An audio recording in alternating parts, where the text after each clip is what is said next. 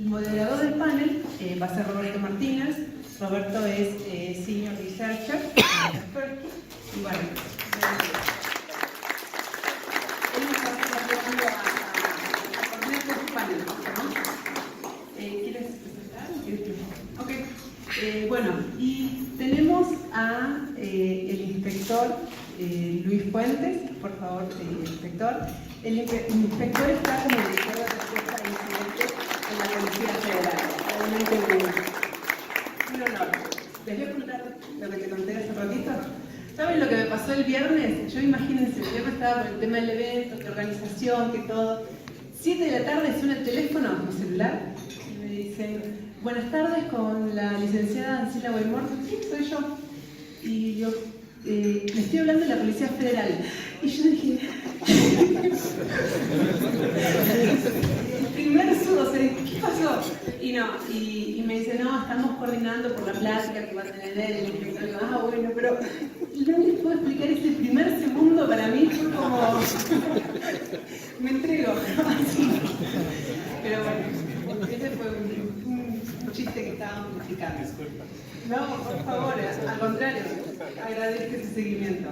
Bueno, y después va a estar Juan Luis García, jefe de seguridad de información en Aspen Lab, y va a ser el otro de los compañeros. Y Fernando, por favor, maestro, no se me mueva. Bueno, y por último, el maestro Fernando Thompson, de la Universidad de las Américas, Puebla.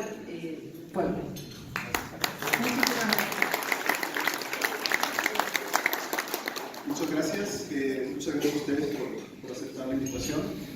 Creo que es muy grato tenerlos aquí en el panel. Y bueno, me siento. Ok, les cuento un poquito.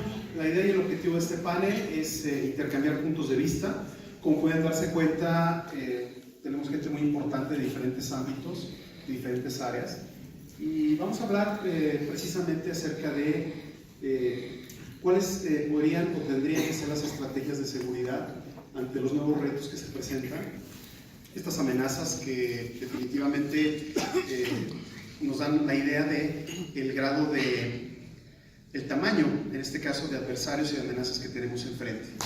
Y yo quisiera abrir el panel con un cuestionamiento.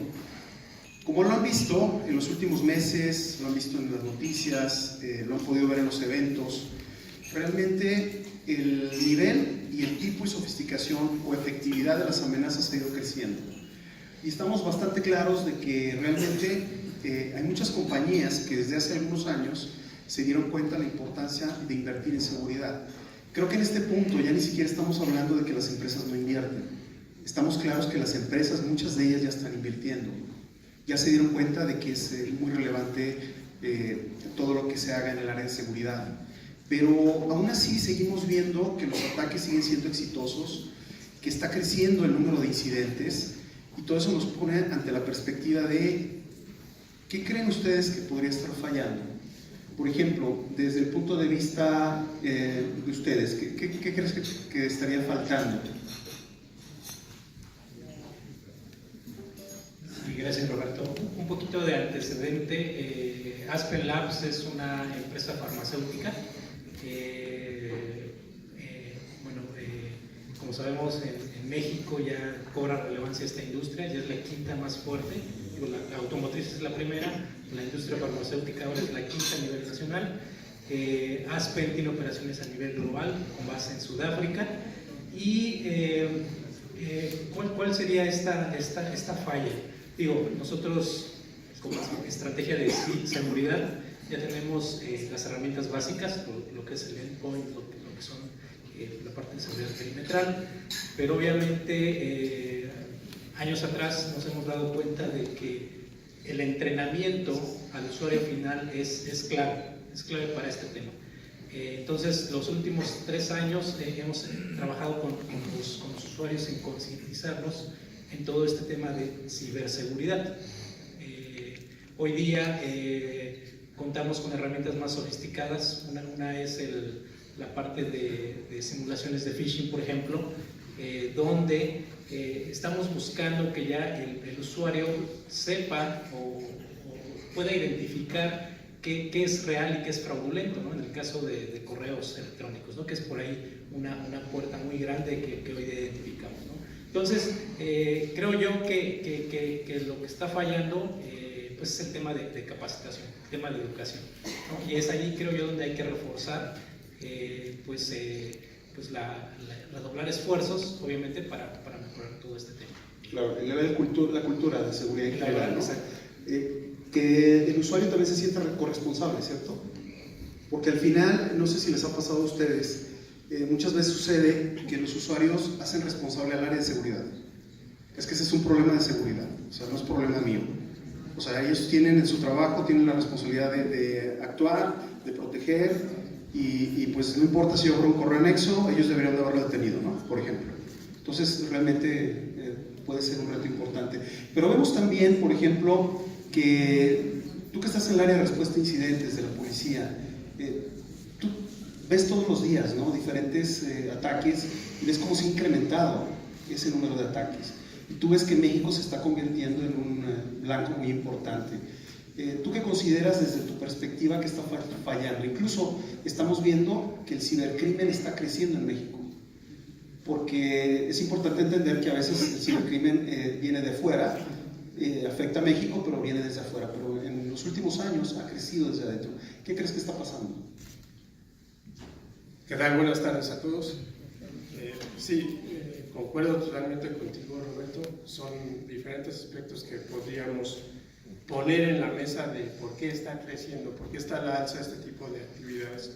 En primer lugar, como decían hace rato en la comida, no es el hacker, el atacante de hace 20 años, no es el mismo que ahora, ¿no? Sin duda estamos estamos enfrentándonos a gente no nada más que busca penetrar sistemas informáticos para saber qué tanto sabe de tecnología, sino más bien es ya un ciberdelincuente, una persona que va tras un objetivo económico. Algunas veces incluso pertenecen a ya bandas de crimen organizado, en donde la ciberdelincuencia es una de sus fuentes, o una de sus fuentes económicas que nutren a este crimen organizado. Otro aspecto también importante, como mencionaba Luis, es el tema de la concientización a los usuarios. Es muy importante. Prácticamente la mayoría de los ataques con los cuales identificamos y atendemos en la Policía Federal es por errores humanos, ¿no? Por técnicas de ingeniería social en donde son muy, muy creativos los atacantes para poder engañar a cada uno de los usuarios y que ellos caigan fácilmente en los engaños y así caer en el fraude o caer en algún problema en donde se ve involucrada su propia identidad, ¿no? Su robo de identidad. Entonces son diferentes aspectos que yo podría considerar por los cuales está creciendo el número de ataques cibernéticos. Muy bien. Y hay un aspecto interesante que ellos mencionan. Ellos hicieron énfasis en algún punto en el tema de la capacitación o el tema de la concientización, también hablaban. Desde la perspectiva educativa, ¿tú cómo consideras que se está llevando esto en México? Es decir, aquí tenemos varios aspectos, ¿no? Desde el profesional que se va a formar en una especialidad en temas de seguridad, pero por otro lado están los usuarios finales, que muchas veces son de otra generación o saben de tecnología, pero solo el uso cotidiano, es decir, desconocen las amenazas.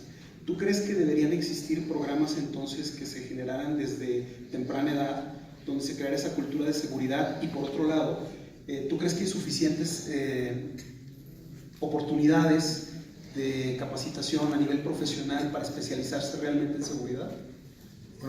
Buenas tardes a todos. Estás tocando uno de los puntos más importantes. Para empezar, acorde a Frost Sullivan, para el año 2022, que ya está a la vuelta de la esquina, o sea, no está tan largo, Fíjense, faltan 2 millones de plazas de expertos en seguridad. 2 millones, estoy hablando de una cifra a nivel mundial de gente especializada en este tema, estoy hablando del tema terminal. Claro. Pero no es solamente el tema de las certificaciones que pudieran tener ustedes. Un verdadero especialista en seguridad, o sea, gente que realmente sepa y que esté bien preparada, tiene que tener habilidades de comunicación. Sí. O sea, eso es un aspecto sumamente importante, porque tú puedes ser un muy buen ingeniero y demás, pero si no sabes expresarlo en un documento, presentarlo ante un board, explicarles a tus usuarios y demás, pues va a ser bien difícil que puedas comunicar la importancia de lo que tú estás haciendo, ¿no? 2, conocimientos técnicos pues obviamente se requieren, no solamente de seguridad, porque también hay otro problema. Antes, hace 10 años estaba muy claro, por ejemplo, lo que pertenecía al administrador de redes, al de base de datos y al de servidores. Y ahora ya con todo el tema de la nube y demás, esas fronteras desaparecen y el experto en DBA se tiene que estar metiendo a cloud y a los servidores, etcétera, y el de los servidores en cloud tiene que estar viendo cuestiones de la red, etcétera, y todos tienen que saber de seguridad. Entonces tienes que saber de arquitectura, tienes que saber de virtualización, tienes que saber de servidores, o sea, y obviamente de seguridad. Dicho lo cual, por ejemplo, hoy, al menos en México, una licenciatura que se diga Ingeniería en Ciberseguridad, con un programa de 4 o 5 años, en los cuales en los semestres les empieza a dar todas las habilidades y demás, no existe. Segundo gran problema, para ser un buen responsable de seguridad, sí o sí tienes que hablar inglés, porque muchas de las comunicaciones, y tú lo sabes perfectamente, Roberto, y también lo saben en la Comisión Nacional de Seguridad, pues los boletines que salen y demás, y es más como en el jueguito, o sea, las cosas te salen en inglés, entonces la tienes que agarrar como en tu lenguaje natural. Sí es una habilidad que tienes que también tener instalada, ¿no? México, lo sabemos, es de los 10 países más atacados, ahí sí somos líderes, ¿no? Y yo te terminé diciendo, porque complementando lo que estaban diciendo ahorita mis colegas, sí es la ignorancia de los usuarios y demás, etcétera, pero también de los presidentes de las compañías y de los directores generales que no dimensionan bien el problema y piensan que dándole dinero a la gente de tecnología pues tienen que resolver ellos esa bronca. Y te estoy hablando de secretarios de Estado, te estoy hablando de presidentes y directores generales de compañías, de las 100 compañías de expansión y demás, etcétera, que en el cual si les hiciéramos un examen para agarrar y para preguntarles a ellos, yo creo que ni siquiera tienen actualizado su celular ni la computadora de su casa, de verdad. Tú piensas en tu jefe o en el jefe de tu jefe y me cree que no la tiene actualizada. Entonces la seguridad no solamente radica en la parte de nuestros usuarios y demás, sino también en la concientización que tiene que venir desde la parte de arriba hasta abajo, Roberto. Claro. Sí, incluso, bueno, aquí es un punto importante. Yo creo que se ha demeritado mucho el nivel de formación o de profesionalización. Voy al punto. Saber Linux y ver un video de 5 minutos tutorial de cómo hackear una cosa no te va a convertir en un profesional de seguridad. Desafortunadamente hay mucho de eso, ¿no? Entonces, yo creo que cuando hablamos de profesionalización, es importante, tú lo decías, que realmente se pueda generar ese perfil. Hoy día hay muchas especialidades, es como la medicina, ¿no? Que surgió como un tema general, pero después empezó a haber especialidades. Hoy día se requiere gente que sepa de respuesta a incidentes, se requiere gente que sepa de forense, se requiere gente que sepa de seguridad ofensiva, gente que forme parte de un red team, de un blue team. Entonces, profesionalmente yo creo que se tiene que crear esa estructura, porque si no, al llegar a las empresas se cae en el problema de que, ok, compramos tecnología, pero realmente no hay quien la pueda explotar o quien pueda realmente aterrizar una estrategia. Y por el otro lado, si se empieza a enseñar a los chicos desde temprana edad, creo que se empieza a crear una cultura, ¿no? De una forma más profesional. Y ahora, aquí hablamos de varios elementos. Estamos hablando de un elemento humano, estamos hablando veladamente del elemento tecnológico, pero creo que hay un tercer punto, que es la estrategia, ¿no? Es decir, ¿qué importancia tiene cada uno de estos elementos realmente en una estrategia de seguridad? Por ejemplo, desde la perspectiva de ustedes, ¿tú qué consideras que es necesario dentro de este ecosistema? Sí, bueno, desde luego, la Policía Federal, a través de la División Científica, hizo un análisis de toda esta problemática que teníamos y desde luego que teníamos que tomar las riendas como atribución en el reglamento de la Policía Federal. Lo que hicimos fue, por un lado, necesitamos generar una estrategia que abarque no solamente la investigación de delitos electrónicos, sino también la concientización, la difusión de cultura de seguridad informática hacia todos los usuarios, hacia todos los estados, hacia cada uno de los rincones de la República Mexicana. Perdón, incluso en las escuelas, ¿no? Es correcto. Y como tercer paso de esta estrategia o tercer línea de acción es la respuesta a incidentes. Quisiera adentrarme un poquito más hacia lo que es la parte de prevención. La Policía Federal lanzó una campaña de ciberseguridad. Actualmente es la versión 2, por así decirlo. La campaña tiene por nombre Ciberseguridad México 2018 y precisamente es lo que comentas, acercarse al ciudadano, ir de la mano con él, inculcarle la cultura de seguridad. La seguridad la hacemos todos, como bien mencionaba Fernando. Entonces es ir a las escuelas, ir a los estados. Parte de esta estrategia de ciberseguridad también es inculcar o formar más bien a las fiscalías de los estados a ser policías cibernéticas locales para que ellos ayuden o sean nuestros brazos ejecutores de enviar este mensaje de ciberseguridad y buenas prácticas de seguridad informática hacia todos los ciudadanos desde el aspecto de prevenir el delito electrónico. Bien. ¿Ustedes cómo lo verían como una compañía? Por ejemplo, una farmacéutica definitivamente es un blanco instantáneo de ataques. Ha habido una cantidad importante de campañas en los últimos años que van dirigidas específicamente, por ejemplo, al sector farmacéutico, obviamente con fines de ciberespionaje. Ustedes manejan muchísima información sensible, propietaria, y tienen que cuidar mucho ese tipo de aspectos. Desde ese punto de vista, ¿cómo equilibran ustedes esos tres elementos, de elemento humano, tecnológico y estratégico? Sí, de hecho, mira, ahora lo que estamos haciendo como estrategia de seguridad de la empresa es involucrar más a la alta dirección. Sí, o sea, ya no podemos pensar como antes de que pues, solo el área de TI es responsable y ellos son los que, ahí está el dinero y ustedes saben cómo, ustedes nada más recuérdenme que todo está bien, ¿no? Ahora no, ahora sí necesitamos del negocio, de que ellos estén involucrados en esta estrategia, porque obviamente lo comentábamos, se comentaba en esta sesión que hemos tenido en la tarde, de toda pues el avance tecnológico que ha habido, la cantidad de herramientas que existen, ya se mencionó la nube, la complejidad que hoy día existe, y obviamente no se puede asegurar todo. Entonces, con el negocio tenemos que definir cuáles son esos activos más importantes para la compañía y ahí es donde va a ser nuestra primera prioridad, ¿no? En el caso de nosotros eso es lo que estamos implementando hoy día, de aquí a 2019. O sea, cuáles son nuestros sistemas críticos, cuál es lo que impacta más el negocio y sobre eso pues estamos ahí relacionando la parte de personal, o sea, la parte de negocio, la parte de tecnológica, que esté alineado a toda esta actividad y pues al final, como se decía también en la charla, ¿no?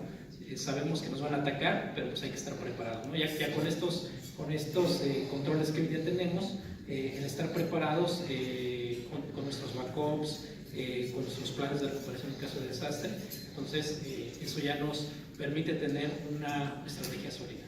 Perfecto. ¿Y ustedes en la perspectiva que tienen?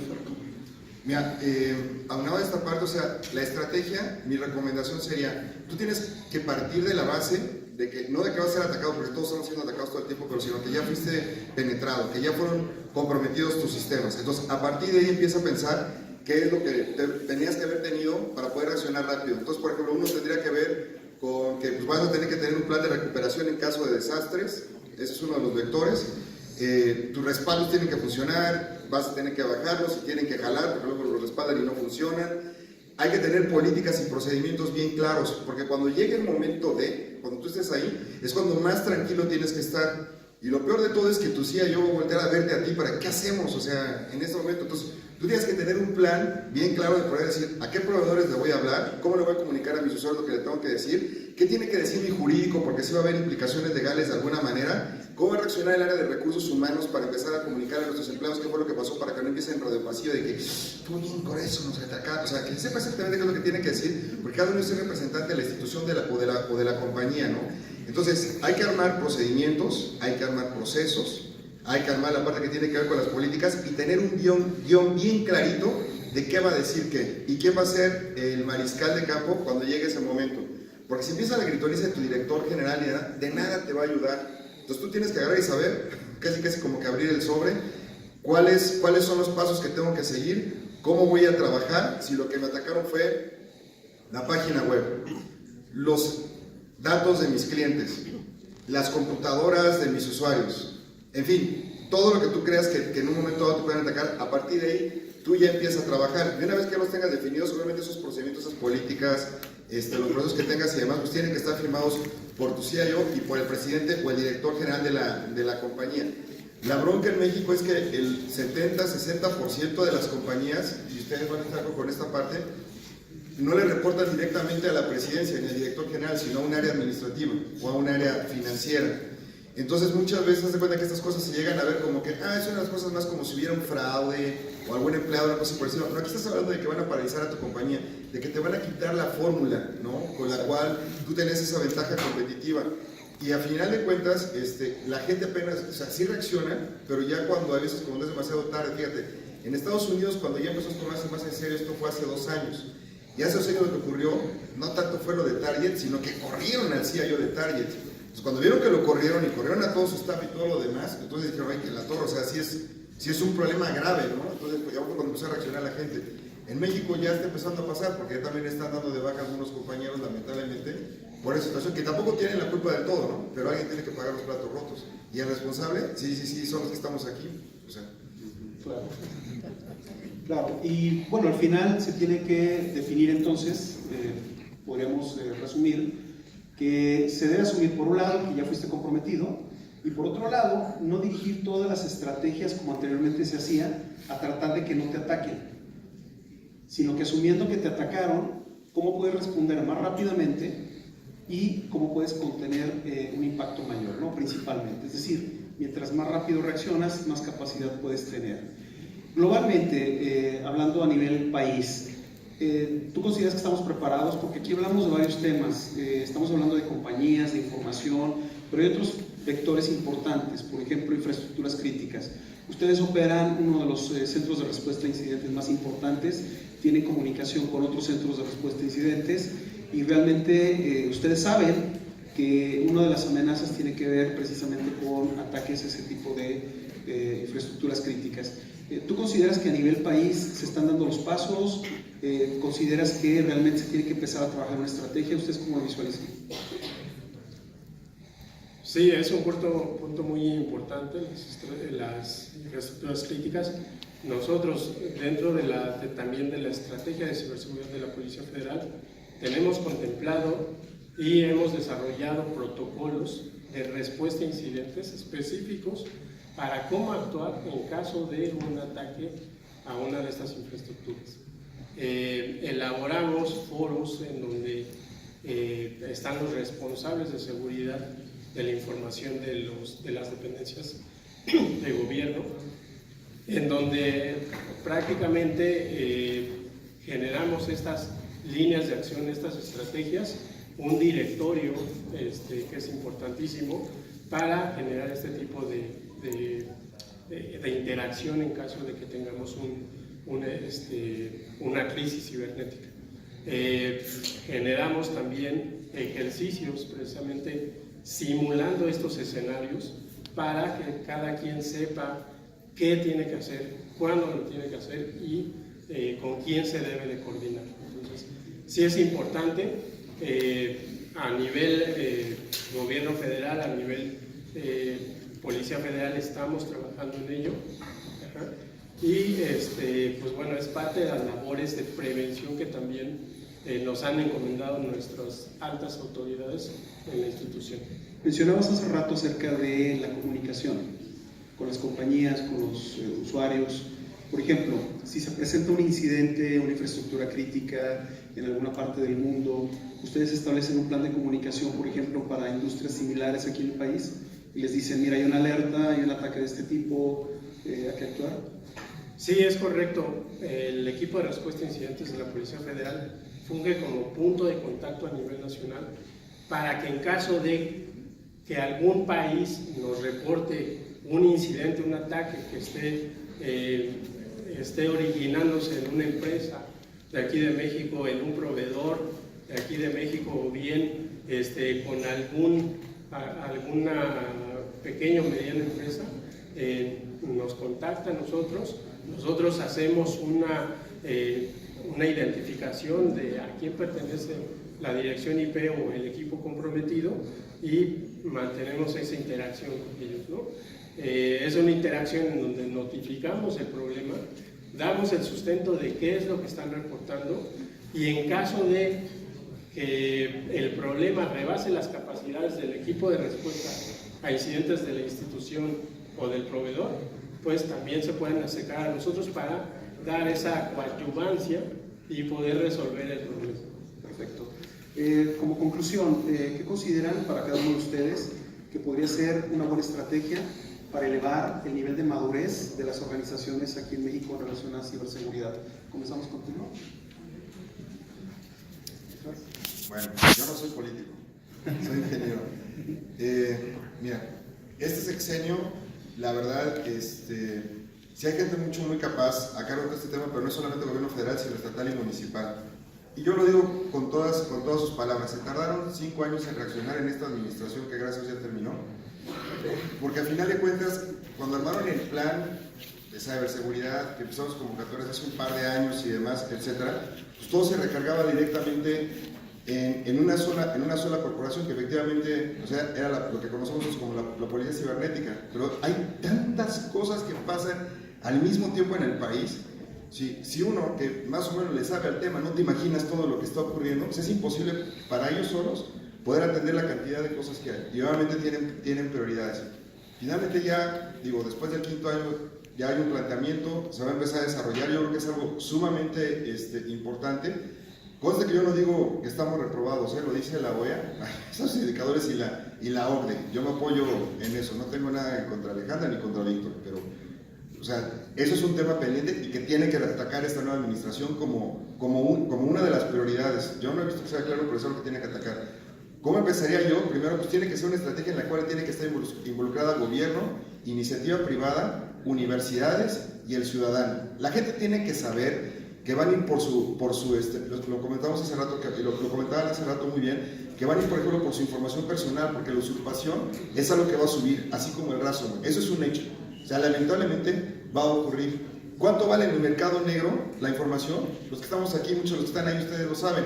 Entre más datos yo tenga de ustedes, desde 5 hasta $35, lo multiplico por los millones o miles que pueda agarrar y recolectar y esa base de datos la vendo y nunca me vas a agarrar. Difícilmente vas a agarrar cuando la empiezo a vender si me meto a través de los medios adecuados. Entonces, lo primero tiene que haber es una estrategia en la cual estamos involucrados los principales actores.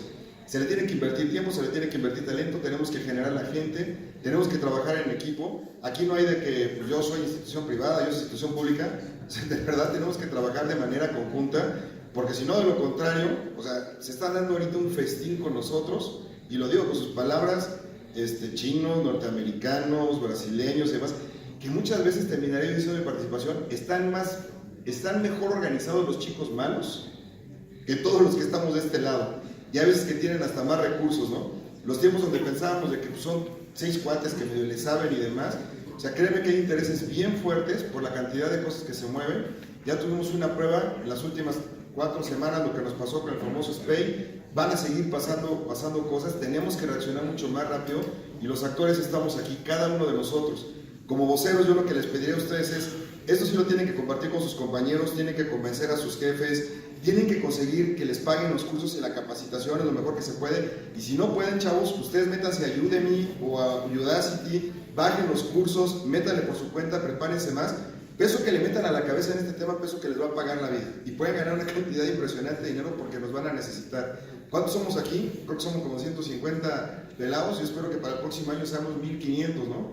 Con el mismo nivel de la gente que estaba aquí. Y felicidades al equipo 1, me dio coraje que nos ganaran. ¿Cómo lo ves? ¿Cómo Sí, concluirías? digo, yo también no conozco mucho el tema político, el tema estratégico a nivel país, pero yo lo veo desde el punto de vista corporativo. Hablábamos del tema de escasez de profesionales. Este es un tema importante, necesario, que se necesita a nivel país, a nivel industrias.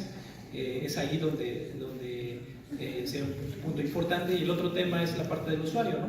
Digo, en las charlas que hacemos en la empresa, obviamente en las capacitaciones lo que trabajamos con nuestros usuarios es que esto no solo es para la empresa, ¿no? Sino que esto es un tema de cultura personal que obviamente se aplica obviamente en la vida cotidiana, ¿no? En la vida cotidiana, como que pues que en Facebook pues también debo de cambiar mi password cada cierto tiempo. En el tema de cuentas bancarias lo mismo, el tema de correos fraudulentos. Entonces es un tema que hay que trabajar con las personas, ¿no? Entonces yo creo que en esos dos temas como país debemos trabajar, la gente el profesional capacitado y el usuario capacitado, ¿no? Que al final todos tenemos una vida digital, ¿están de acuerdo?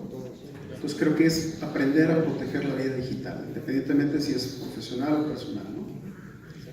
Y bien, para finalizar contigo, ¿tú qué perspectiva verías?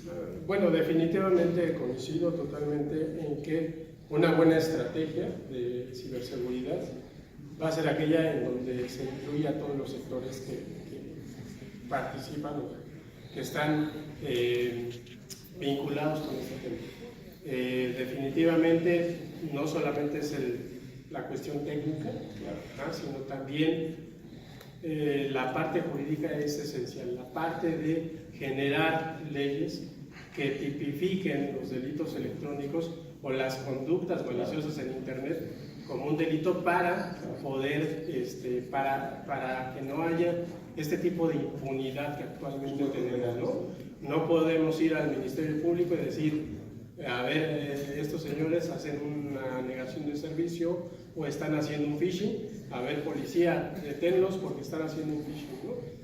Tenemos que caminar hacia eso, ¿no? Hacia que las autoridades correspondientes identifiquen plenamente cuáles son los riesgos en Internet, cuáles son los problemas que pueden derivar en una degradación, una afectación en la economía del ciudadano o de toda una nación, y entonces sí generar el entorno necesario para poder acabar con este tipo de impunidad, pero definitivamente es un trabajo conjunto de legislación, de una cuestión de preparación técnica, de incluir a las universidades para que generen también programas educativos en donde las personas ya salgan con una especialización en seguridad informática, y también definitivamente el sector privado y pues todas aquellas infraestructuras críticas y todos aquellos sectores que son piedras angulares para que este tema avance mucho más rápido. Claro, al final, concluyendo, es un ecosistema. Nos damos cuenta entonces que esto no se resuelve solo comprando tecnología, cada año cambiándola o yendo por lo más nuevo. El elemento humano, como podemos darnos cuenta, es muy importante. Es muy importante tener personal capacitado. Es bien necesario que el nivel de conciencia se dé en todos los grupos, ya sea la gente que opera una computadora o aquel que está frente a un área de trabajo. Es muy importante también darnos cuenta que es necesaria una estrategia, que se debe de contar con leyes definitivamente que sean muy específicas, que sean muy claras y que vayan acorde a los nuevos tiempos que estamos viviendo. Hoy día no podemos mapear una ley que ya existía hace 20 años con un delito que se está cometiendo actualmente, porque eso implica muchos huecos legales.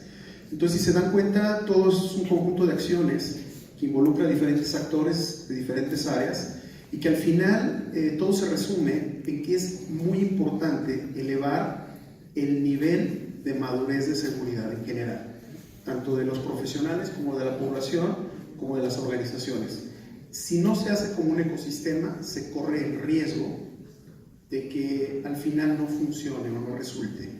Entonces, es un esfuerzo conjunto, nos gustaría que se llevaran ese mensaje y bueno, no sé si quieren agregar algo más, algo que quiera alguno de ustedes opinar brevemente. ¿Sí? Por ahí tenemos una persona.